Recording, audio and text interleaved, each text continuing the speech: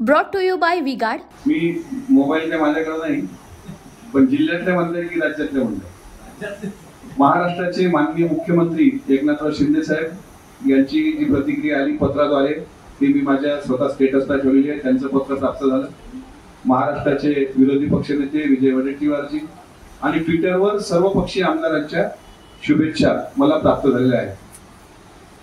राजकीय वजन तुमचं आहे, पुढच्या काळात काही वजन अजून राजकीय वजन वाढणार आहे जेणेकरून पुस्तकं अजून जास्त वाढतील। मी वजन कमी करण्याचा प्रयत्न करतोय।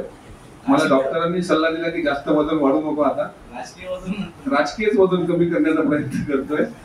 कारण राजकीय वजन जास्त जर वाढलं तर बऱ्याच लोकांना त्याचा त्रास होतो, त्यामुळे राजकीय वजन सुद्धा कमी व्हावं असं मला वाटतं आणि मला दुसरी राजकीय वजन वाढवायची काही अपेक्षा नाही। दिलीप भाऊ, भाइयों बहनों, उनके राज में पावर रहे अनस्टेबल और हम रखे सब स्मूथ और स्टेबल। हमारा नेता कैसा हो जो स्टेबल पावर दे वैसा हो। अब की बार वी गार्ड एसी स्टेबलाइजर का चमत्कार। आपला पश्चिमच का नसो, आपला पूर्व का नको, जिथं आमची ताकद आहे ते आम्ही सांगतो। आज अकोला पश्चिम मध्ये आमची ताकद आहे। महायुती जर एकत्र लढली तर मूर्तिजापूर आमच्याकडे होताच परंपरागत, तुकाराम भाऊ आमदार होते, त्याच्यानंतर तो मतदारसंघ आरक्षित झाला आणि पातूर बाळापूर मागच्या वेळेस आम्ही घेतला, काँग्रेसकडून आम्ही विनंतीपूर्वक सोडवला, मात्र आम्हाला तर यश मिळालं नाही। त्याच्यामुळे हे दोन मतदारसंघ तर महायुतीमध्ये आमच्या हक्काचे मतदारसंघ आहेत आणि ते महायुती आम्हाला देईल याबद्दल दुमत नाही।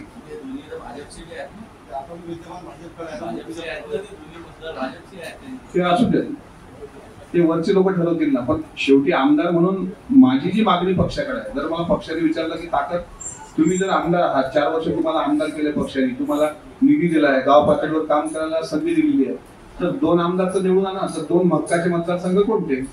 तर मी सांगितलंय की मूर्तिजापूर चांगला चेहरा आम्हाला मूर्तिजापूरमध्ये भेटण्याच्या तयारीत आहे आणि पातूर बाळापूर आणि अकोट पण आम्ही तिसरे घेतले। तिथे आमदार जरी भारतीय जनता पार्टीचे असले तरी शेवटच्या क्षणी महायुती जर एकत्र लढली नाही तर आमची तयारी असली पाहिजे। उनका बैकअप सिर्फ कल तक और हमारा चांद तक। हमारा नेता कैसा हो जो नॉन स्टॉप बैकअप दे वैसा हो। अब की बार वी गॉट इन्वर्टर बैटरी का चमत्कार। तुम्हाला असं काय वाटते माहिती एकत्र मला याच्यासाठी असं वाटते धनुभाऊ, कारण आता महायुतीतले आणि महाविकास आघाडीतले तिन्ही पक्ष असं म्हणतात की आम्ही 100 जागा लढू, म्हणजे साधारण 300 जागा झाल्या ना, 100 288 मतदारसंघ आहे। त्याच्यामुळे प्रत्येकाला निवडणूक, डॉक्टर बाबासाहेब आंबेडकरांनी लोकशाहीमध्ये प्रत्येकाला निवडणूक लढण्याचा अधिकार दिलेला आहे।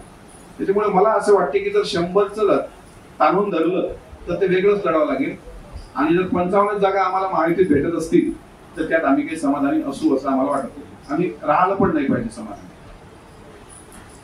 लोकसभा निवडणुकीपासून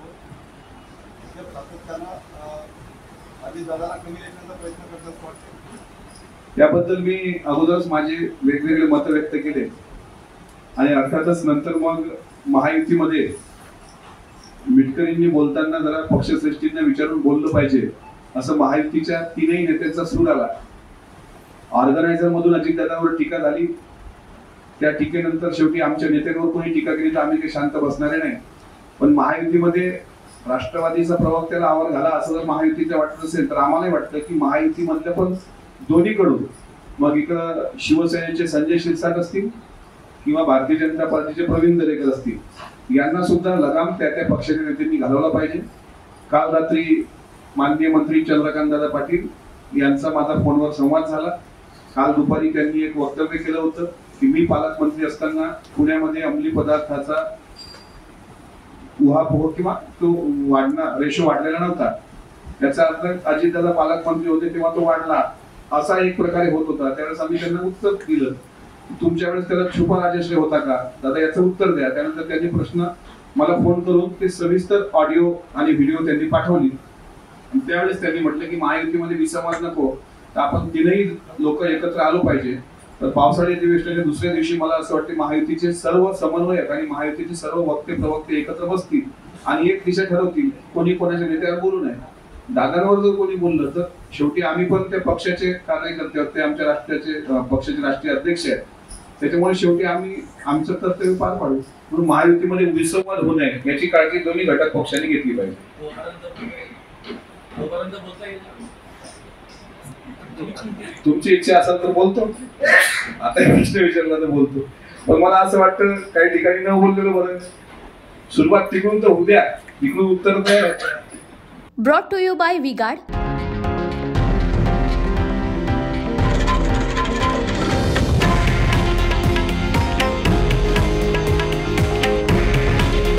हे आहे देशातील नंबर 1 न्यूज नेटवर्क आणि आपण पाहत आहात TV9 मराठी. काळजी तुमची, हित महाराष्ट्राचं.